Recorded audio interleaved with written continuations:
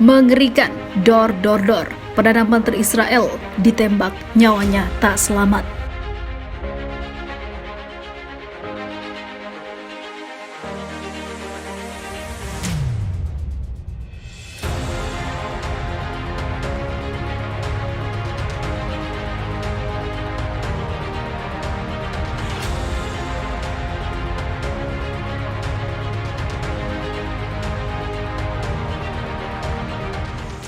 Perdana Menteri Israel kala itu, Yitzhak Rabin, tewas dihabisi. Rabin ditembak 3 kali dari jarak dekat pada bagian perut dan dada oleh seorang penyerang saat ia meninggalkan aksi damai di Tel Aviv pada Sabtu pagi. Dia dibawa ke rumah sakit di Tel Aviv namun sayangnya meninggal dunia, demikian dikutip dari BBC. Pelaku pria bersenjata itu diidentifikasi bernama Yigal Amir dengan cepat dan diamankan. Diyakini sebagai salah satu pendiri di pemukim Yahudi ilegal di tepi barat dan anggota organisasi sayap kanan ekstrim. Jadi, Perdana Menteri dari Israel ini diserang oleh warganya sendiri, yaitu antar saudara. Rapat umum di mana Rabin ditembak dihadiri oleh sekitar 100.000 orang Israel yang mendukung inisiatif perdamaian pemerintah Rabin dengan Palestina. Saya berharap kita semua memiliki kemampuan untuk mengatasi tragedi itu dan melanjutkan proses perdamaian di seluruh Timur Tengah, kata Yasser Arafat. Para pemimpin dari seluruh dunia menghadiri pemakaman Rabin. Tak luput Presiden Amerika Serikat kala itu Bill Clinton mengatakan Yitzhak Rabin telah memberikan hidupnya dalam mengejar perdamaian. Namun apa daya, dia habis di tangan peluru yang ditembakkan. Sementara itu saya berharap kita semua Israel dan Palestina akan memiliki kemampuan untuk mengatasi tragedi itu dan melanjutkan proses perdamaian di seluruh Timur Tengah. Namun hingga saat ini tak teratasi. Menteri Luar Negeri Israel kala itu Shimon Peres telah ditunjuk sebagai pejabat Perdana Menteri setelah rapat kabinet darurat. Seperti diketahui, penembakan Perdana Menteri Israel hingga tewas itu terjadi 27 tahun lalu, tepatnya pada 4 November 1995. Kini, Israel memiliki Perdana Menteri baru yang juga mantan Perdana Menteri Israel, yaitu Benjamin Netanyahu. Benjamin dikenal sangat kejam pada rakyat sendiri hingga pada orang Palestina. Mengapa tidak? Benjamin Netanyahu dikabarkan telah melakukan korupsi besar-besaran. Akankah hal ini dapat terulang lagi?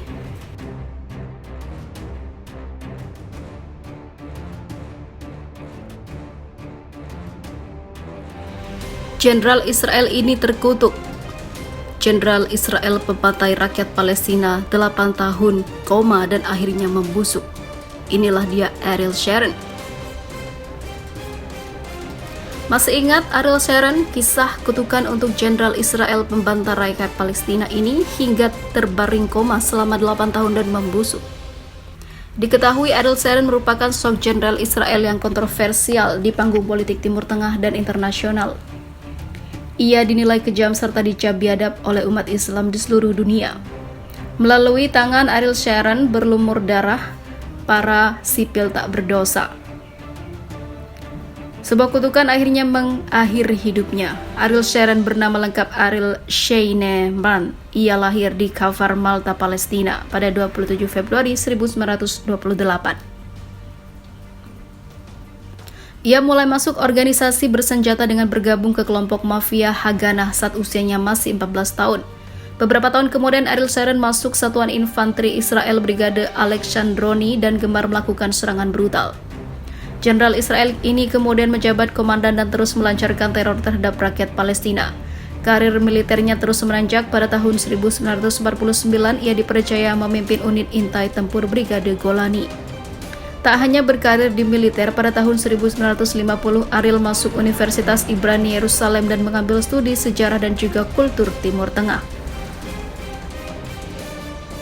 Karena konflik Israel-Palestina semakin memanas, setahun kemudian Ariel aktif kembali di militer Israel dengan pangkat mayor.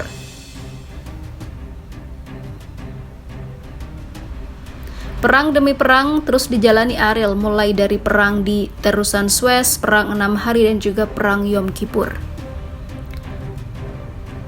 Perang yang membuat nama Ariel Sharon naik turun itu rupanya membuat nasibnya tetap beruntung, mengingat pangkat mayor jenderal berhasil disandangnya. Sementara itu, dalam akhir hidupnya 8 tahun koma dan membusuk, para dokter pernah memasukkan Ariel Sharon ke ruang operasi untuk dilakukan pembedahan. Ia memiliki dua luka membusuk.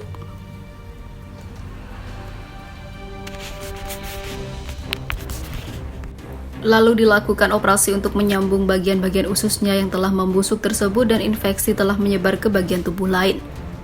Penyumbatan yang terjadi di otaknya menyebabkan kerusakan di sekujur tubuh Ariel Sharon hingga membusuk. Sejak terserang stroke pada 4 Januari 2006 lalu, pertama kali ia dirawat di Rumah Sakit Hadassah Ein Kerem di Yerusalem. Menurut Komite Keuangan Knesset, ongkos pengobatan Sharon setiap tahun sekitar 440 juta dolar Amerika atau setara dengan 4,25 triliun rupiah. Nyawa Sharon terancam, kata juru bicara rumah sakit Yael Boshem Levi kepada kantor berita Associated Press. Sharon memasuki usia 85 tahun, kedua matanya dalam keadaan terus terbuka. Dokter-dokter yang merawat Sharon memberikan keterangan terkait kesehatan Sharon. Saat ditanya sampai kapan keadaan Sharon akan terus-menerus seperti ini, Shlomo Vosegev, dokter senior yang merawatnya, memberi jawaban, kalau dikaji dari usia rata-rata di keluarga Sharon, ibu dan neneknya mati di usia 90 tahun, katanya. Shlomo kemudian memperkirakan Sharon akan terus hidup dengan keadaan yang seperti itu, mengenaskan hingga lewat usia 90 tahun. Sharon tergolek tak berdaya dengan bantuan berbagai alat medis yang tertancap ke tubuhnya, termasuk respirator dalam ruangan khusus di rumah sakit Tel Aviv. Tidak ada upacara khusus atau sekadar ucapan simpati buat lelaki 85 tahun itu. Saat Sharon terkena stroke, seorang kru televisi Israel berhasil merekam gambarnya yang sedang berada di belakang sebuah mobil ambulans terbaring setengah duduk dalam keadaan sadar. Itulah gambar terakhir dari Sharon yang dimiliki media. Sebab setelah itu, keluarga Sharon sengaja menutup rapat-rapat segala informasi tentang kondisi salah satu tokoh kontroversial dalam sejarah Zionis Israel itu.